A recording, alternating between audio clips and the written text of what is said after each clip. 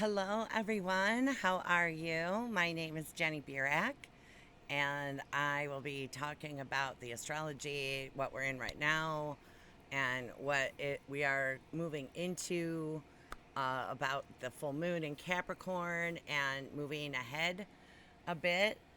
Um, I like to keep my videos really upbeat and hopeful. That's actually in my astrology too, that I have a contract to bring messages of hope. And um, I don't like to talk about like the ick because it's all around us all the time and we all know what it is.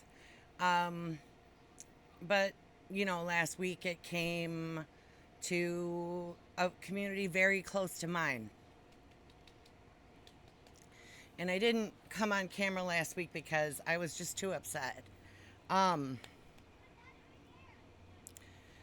so I'm going to say it, just be brief, but the basic function of government and part of Pluto in Capricorn is he's saying, shining a light on and bringing to the surface corruption and just the failings of government. We saw that with what we experienced during the pandemic, and our governments went way too far, or it just put out the message like that the vaccine was made very recently and very quickly, warp speed, which wasn't true, but once it was out there with this Neptune in the last decan of Pisces, that was it. Everybody had that in their head, and protection of the citizenry, the protection of the electorate is the most basic function. And I know, just like a lot of you, 4th of July mornings were hectic, getting this kid in this uniform and this kid in this uniform, getting them driving to where they need to wait for where they're going to march in the parade. The kids are so excited. Their friends are excited. So many kids attend those. Grandparents come in so that we can wave at our kids. And it just really broke my heart. We go to Highland Park Hospital a lot for Bailey has a specialist that she sees there, and we're in downtown Highland Park for another specialist. I know a lot of people in Highland Park. One of my daughters, one of her close friends who I don't know her sister. Her sister was one, not a shot, not shot. She was not shot, but she was injured in the stampede running away, but she was released. But the scars of that and what we're doing to the kids. A couple of weeks ago, a candidate won a primary, and the wife got up and said, now the children in the womb are as safe as the children in classrooms. And I thought, it's already forgotten that all of those kids in Texas just died. Like, where are their rights?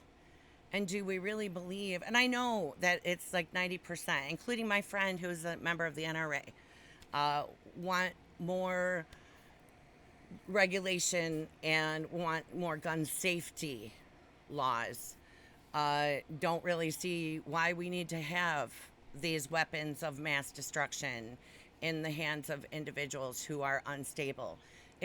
We're not going to be able to catch every single one of them. They don't always leave a big footprint, or in this case, the father might think that, oh yeah, he's fine, and let him get one. So yeah, it's just really bringing all of that up, and the corruption, that the fact that over 80% of us, almost 90% of us, want there to be change, and they just aren't doing it. The legislators just are not doing it because they are being paid off, and they'll be taken out of office if they don't go along with their corporate sponsors. I'm repeating what Metatron is saying, by the way, because I knew I would be emotional. That's what has to change. Just dirty money in government. We just accept that, the person that spends the most, the candidate who raises the most money wins, and we just accept it. And that money is coming from where? We don't really know. There's all kinds of hidden money that's filtered in from foreign governments, from, he's using the term special causes, pet causes. Um, it's just, it's untenable at this point. And the symbolism that was a 4th of July parade when we're celebrating freedom and, being out from under the thumb of a corrupt government.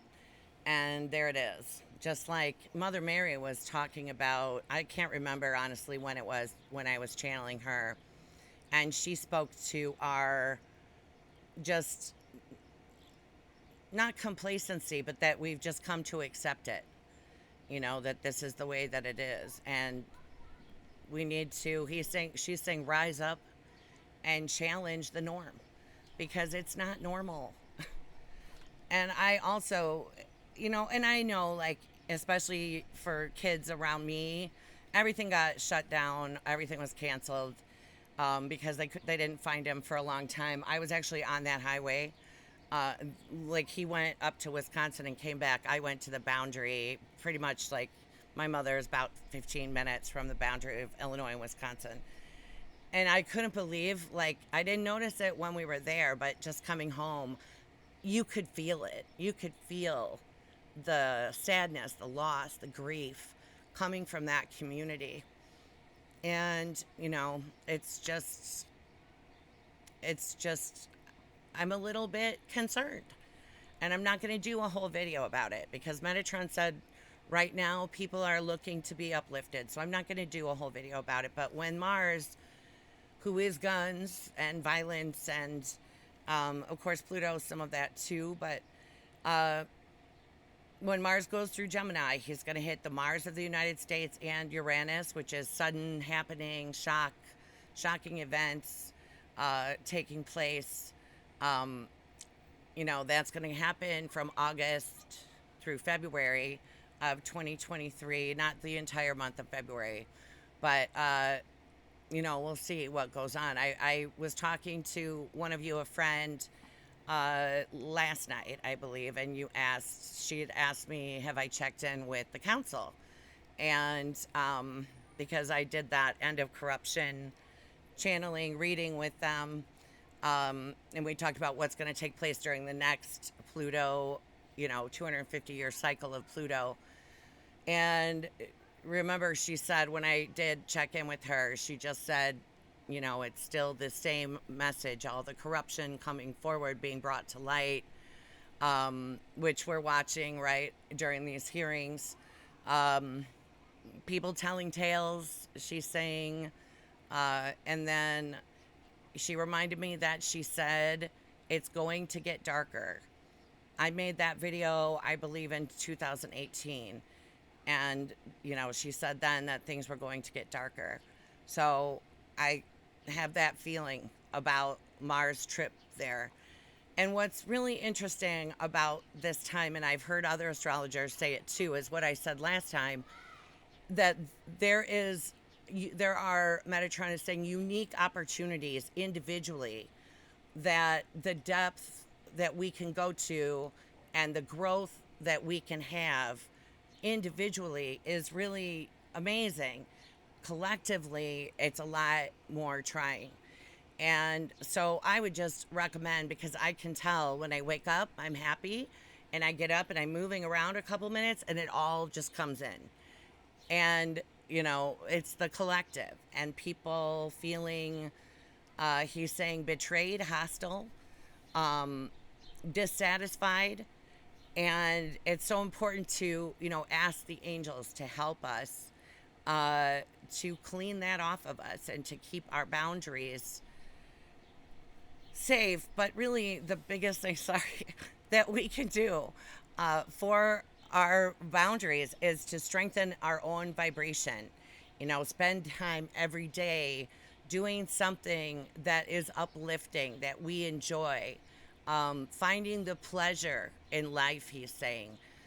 Remembering, like, childlike wonder and the experiences that brought us happiness. and just appreciating and being grateful for what it is that we do have, to pull more of that in. It's a magnetic force, he's saying. Just having a joyful countenance, and it helps raise the vibration of the collective. So, I also wanted to mention, well, let me just say first that to that end, okay, and everybody needs a pick me up. I do. I mean, everybody needs, he's saying sunshine. It's really hot out here, in case you couldn't tell. Um, Everybody needs a reason to smile and to feel better. So I think I was talking to Mary. I can't remember who I started talking to, because they're like the goddesses in the astrology, all of the asteroids, they're really out there right now, big time. So I was thinking, like, what can we do? So we're going to do an evening with the goddesses. And because, of people like our concerns right now about spending a lot, and I love to do these because it's so uplifting when we all get together in a big group like that. Everyone always, I think that's the favorite of everybody, that we all come together, enjoy, and to share joy, she's saying. So we're going to do that at 8/8 at what we celebrate as the Lionsgate Gateway. We're going to do an evening with the goddesses, and I'm doing it half price. So I will put that, it's 22.22, so we get to an 8. And then when we get closer, so I'm opening it there, but when we get closer, I will raise the price as we get closer. But I don't know, I might actually just keep it half off. So yeah, I'm going to just keep it half off. And you can sign up for that. I'll keep the link down in the description box, and I'll put it in the comments. I'll pin it in one of the comments as well.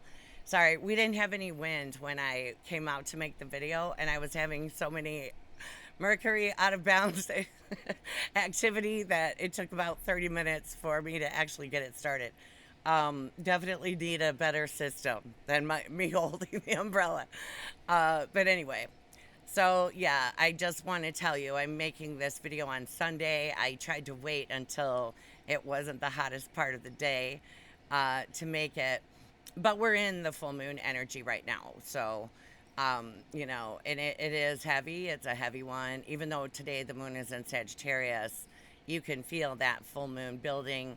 And it was a rough week last week. So if it was hard for you, have grace for yourself. And he's saying, pick it up again tomorrow, or and to just let it go. But to reignite, he's saying, your passion for being alive.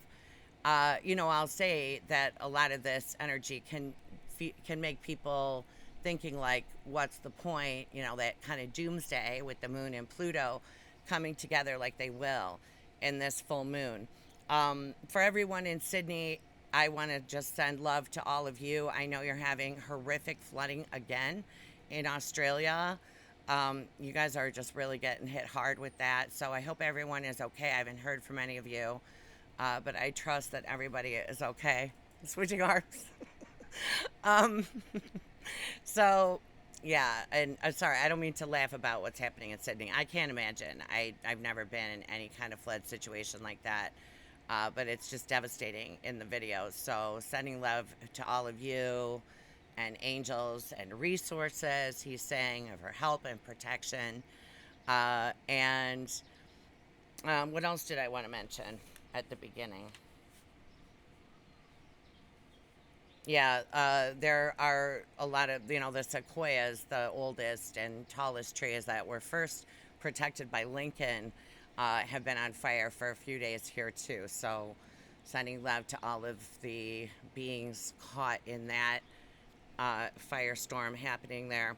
But anyway, guys, let's talk about the full moon in Capricorn.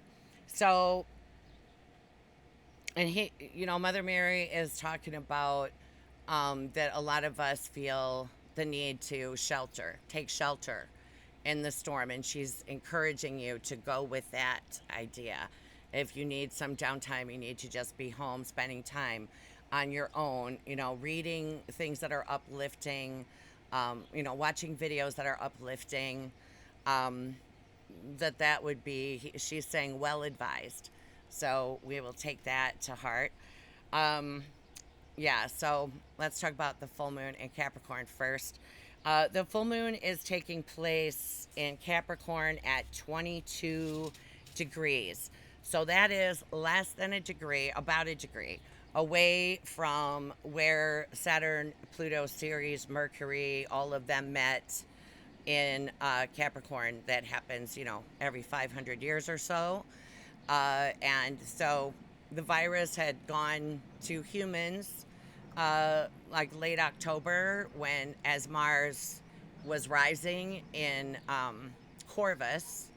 But when that all came together in January, that was when it kind of just shot all over the place, really ignited it. So I know now they're saying that the variants are pretty resistant. If you've had infection before, I know several people either vaccinated or who have been infected before who have been sick recently. So important to keep that in mind in this astrology. If you're someone who has a compromised immune system, may want to take out the mask again. But not you don't. I'm not telling anybody what to do. I'm just saying that in the astrology, that is where this full moon is, conjunct Pluto, who is just a few degrees away. So we may see like a resurgence. Who knows? It may just be that we're in the resurgence that they're already talking about, but who knows? It could be something different. Um, so yeah, but I wanted to mention that. But remember, like when that took place. So that was January of 2020, and kind of think back to what was happening in your life, because it could bring some of that around again. So it's happening on the 14th for Sydney at 4:37 a.m. This is a super moon, the biggest moon of the year, meaning it's the closest to the Earth all year. So a lot of feeling, because the moon is so far out of bounds.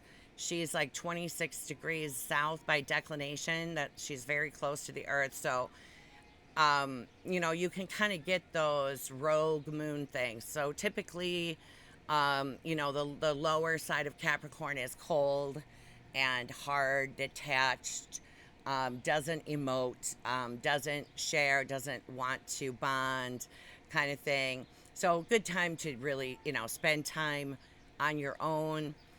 It's happening at 7:37 p.m. on the 13th in London, and Central Standard Time for us, 1:37 p.m., and that will be on the 13th. So Mercury is out of bounds. I don't know, a lot of you, if you want to follow me on Instagram, it's down there in the description box. And I also put my username, or is that what it's called, on Instagram? But I put my name in the on the community page. I posted from Instagram, so I copied and pasted it there if anybody would like to follow me there. I talked about Mercury when he went out of bounds, because we had so many aspects with the moon to just every planet. It was like a couple days ago, the moon hit everybody, which is, our emotions. And the sun is answering to that moon because the sun is in Cancer. So, we can really be like kind of all over the place. So with the moon out of bounds in that way, we may be overly emotional. We may just kind of not even, just kind of shut down. Mercury will be right tipping back in at the time of the moon. I mean, he's literally at the exact spot where he's kind of, Metatron is saying, riding the rails. He's kind of like in bounds, out of bounds. He's right at the tip. So that's good, that he's coming back in. We have on July 11th, that is when Pluto is exact, for the United States Pluto return. Those take place over a course of years. It didn't just start this year, but that will be like, usually when that happens, then it's a little less tense moving forward. But Pluto does go just 3 degrees, so he's going to kind of pop back and forth there for a while. And we have the hearing going on, a big one, right in that 24-hour cycle. So we'll see what comes to light on the 12th with those hearings. We have a biquintile between Saturn, Mars, and the Sun. Saturn and the Sun are quintile. That is like slow and steady growth because Mars is in Taurus now, another Earth sign. Saturn is ruling the full moon. So we've been talking about that. It's interesting that the Chandra, or I'm sorry, the Omega symbol is, I'm reading it upside down. So it is uh, eliminating, oh no, did I grab the wrong sheet? Oh no. Okay, it's sugar falling slowly through a giant hourglass. And it is like that right now, right? Trying to get things off the ground, and it's just kind of slow moving. But it's about appreciating every moment. Remember, Saturn, he's in his other rulership of Aquarius, which we think of as society or the community, and also covers online, um, internet groups, things like that. And so we have to keep in mind that, collectively, what is being shared, it isn't all bad either. There's a lot of the people that are, like Metatron always says, that the shadow is very loud. But a lot of people, like you get in line at the grocery store, you talk to people, that we really do love each other. And we do care about each other, which you can see, like with this, what took place not so far away from me last week. People rallying together and coming together to support the families who are, devastated right now. So let's keep that in mind. But appreciating each moment and remembering that the harmony, he's saying, is inside with our own inner being. This degree has a great ability for not wasting time, for realizing that each moment holds possibilities and promise and has something of value to offer. This knowledge is a power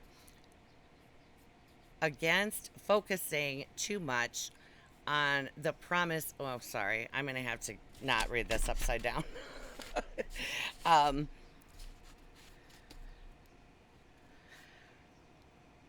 this moment holds possibilities and promise and has something of value to offer. This knowledge has a power, an antidote against focusing too much on the promise of the future, the failures of the past. So letting that go. And always, Pluto and the moon are both about really the past. It's about releasing and letting go of, he's saying, what has us bound. The 28th degree of Pisces right now, like the end of the zodiac where the fixed star sheet is, that is traditionally taught as a very sad star, but it can be also a lot of inspiration. But Boris-Cece, the asteroid Boris-Cece, and the asteroid Nemesis are at that degree. So keep that in mind. Like that will kind of amp up addiction issues, and we can be addicted to anything, including television, YouTube videos, smoking. I mean, but it's important so much to remember in this energy. He was talking about reserving judgment of the self and accepting ourselves wholly, understanding as they do the higher vibration and the energy of source, that it's a symptom of pain, of hurt. So really have grace for yourself if that kind of thing comes up for you. And, keep in mind that people that have been diagnosed with mental illness, really tough right now too, because Pluto has something to do with that as well. And then, but because of that, quintile and biquintile are inspiration. So when you see like Saturn in the second house, so something stable that we love to do. Mars is in this chart, which is the universal chart. That's where we find Mars in Taurus, and that is Saturn feeding into that Mars, giving us the push forward, the push that we need, helping us along, and something in our heart, something that's close to us, that's dear to us. And then seventh house Sun in Cancer, bringing balance and harmony within the self. So something that you enjoy doing, that he's saying lights up your life, lights up your sky. And the moon is trine the north node, And then in Virgo, so I want to also mention, I forgot. I've heard from so many family members and friends, and some of you included in that as friends, this week about insomnia and having trouble sleeping. That was right as, because Uranus and the North Node are coming together, and that will perfect on the 31st of July. But everybody could tell when that started. Well, I could tell, where it's just like, I'm not tired. Why am I not tired? And having trouble sleeping. So if you are one of those people, then most likely he's at 18 degrees, Uranus is at 18, and I believe the North Node right now is at 21. So they still have a ways until that's perfected on the 31st. But we can definitely, if you have a placement that's at that degree or about that degree, then most likely that can be affecting you. But that moon trying the North Node, like going towards something, North Node in Taurus, that holds value for you, that you find valuable, that brings joy to your heart. And then it's trine in Virgo the asteroids Circe, Saint Michael, and Heimdall. So that's the vibration of the Metatron energy, Archangel Michael, and then Circe, who is magic. She was a witch, and she did a lot of magic. Remembering that you have that's a trine, that's working harmoniously together. So the inspiration is there. It's just that we really need to like shut everything else out. The sun is between Ceres and Mercury, so really good, especially in Cancer, looking to diet, and like what our daily habits and rituals are. That has a lot to do with Cancer as well. The moon and the moon tried the North Node, and I can't understand why I wrote that. Saturn is sextile Eris, and then with a trine to Venus. So that's really like, we talked about Eris is like the gift for humanity to keep moving forward, to bring equality to the feminine, or the feminine aspect of us that likes to nurture and show emotion, that has value for us as well. Pluto and Venus are in contra parallel. So by declination, they're in an opposition. So again, it's like a lot of times, when we like with partners, this could be endings with like a romantic partner, but somewhere where your power is being sucked away from you is more probable, or where we've allowed someone to have a seat of power. He's saying, really, like, what did you say? He talked about shredding codependency, and that can be with anybody. It doesn't have to be a romance. But, it could be a bit painful with Venus contra parallel. And then Eris is square the moon, Pluto midpoint. So she's she's got a lot going on. They're like the feminine rising up kind of energy. Mars, Uranus, and the North Node are going to come together the 31st. The Uranus and the North Node will be together until the last week of August. But then usually, like, once they come together, I don't think that we'll be dealing with the sleep issue so much.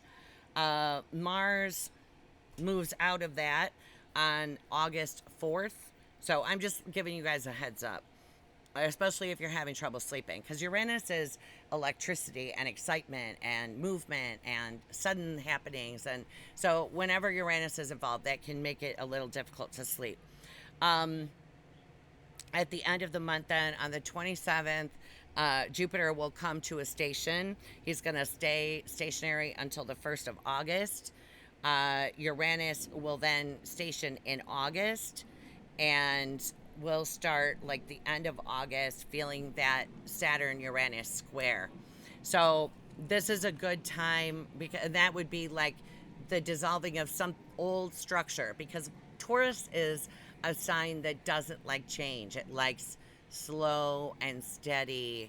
It likes to believe what it believes, right? We associate that axis of Taurus and Scorpio with stubbornness. But Uranus kind of comes in and is like, "Are you sure about that? Are you sure? Are you sure?" Gets our attention. It's interesting too that the last time that Uranus was there, fascism got to be so popular, and it's happening during our Pluto return. You know, we're having a lot of fascist things come to light. So he was saying this is his advice for us for right now and moving forward these next couple of weeks. Choose your battles wisely. He said there are going to be people that are in the mood to argue. They're looking for a battle. So being careful with that. Defending your vibration, meaning like claiming autonomy.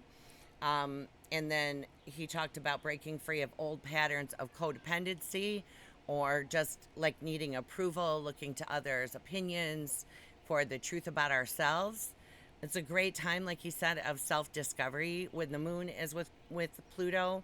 It's also a lot about the ancestors, the moon and Pluto. So remembering that we have the protection, blessings, and support of our ancestors, that they're guiding us gently, and that they're gently nudging us along and nurturing us, encouraging us to reconcile with the self and find harmony within, they're saying.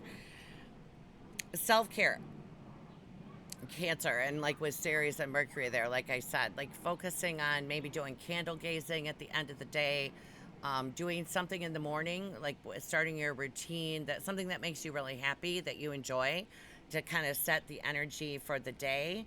And then divine inheritance. Pluto is about inheritance. Sorry, there's a fly on me.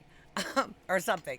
And, you know, what is it that we inherited from our ancestors? We are resilient, resourceful. There's so many things. If that's where we need to go to find gratitude, then that's a good way to do it. And then the blessing of Pandora's box he was talking about, with all of these things coming to light and in our personal lives and collectively, is that we get to have a fresh start, a fresh perspective. And right now, really focusing on the light. You know, so many times when I talk to people who have had trauma in their lives, especially if they're sensitive, they can sense the shadow around, and it's scary. And the only way to cure that, if we spent the entire lifetime cleaning up our DNA, we still couldn't get that done in one life. Focusing on the light is really how we do it. That he's saying, it sets a pattern.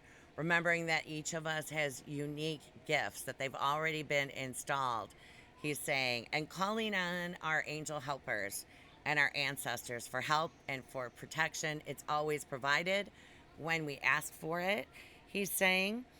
And yeah, that's all we've got. I know it's a lot, but I love that Circe, Michael, Heimdall means the guard of the bridge between heaven and earth, and that is in that harmonious trine to the moon, and then trine the north node, who of course is with Uranus. So something of change, doing something in a new way, a unique way, Uranus. So yeah, and I told you guys about the stuff coming up. Again, I'll go over that again. So the North Node and Uranus and Mars come together the 31st and the 1st. And that pretty much stays in place until that last week of August. Jupiter will station the last week of July. The 27th, he won't move again until the 1st of August. Uranus will move retrograde on the 20th and come back, go backward, as Saturn is also moving backward. They'll begin their squares again. So everything like 2021, that was the Saturn Uranus squares, we'll start feeling that again. And yeah, big moon, guys. Big stuff coming up, big secrets. Maybe secrets about ourselves. Be careful with resistance, you know. A lot of times people are in such a delicate and fragile state that even a message from that's given with the best of intentions at this time, they're just not going to be open, because so many people still think that there's right and wrong, good and bad, and that if there is something to heal, that it means that, you know, we've done it wrong or what have you. So anyway, don't forget to sign up for it's not limited, but I'm not going to just have it wide open to however many. So I'll look forward to that, to getting ready with the goddesses for an evening with the goddesses. I'm not sure exactly. I may go with some new, he's saying new features, like talking to some that we don't talk to all that often, but we'll do a reading and a healing with them and just enjoy spending time together. I'm looking forward to that. I think that everybody could use a boost, and so that'll be nice for us. All right, everybody, sending everyone so much love. Thank you so much for being here. I appreciate you guys, and I was grateful to have the messages from all of you that remembered that I live close by where it happened last week. Just continue to send love to those people recovering now and moving through so much grief, and the children who were right there in the midst of that, who will like live with that now for the rest of their lives, and all over the place where all of this violence has been happening. Sending love to those communities and those families.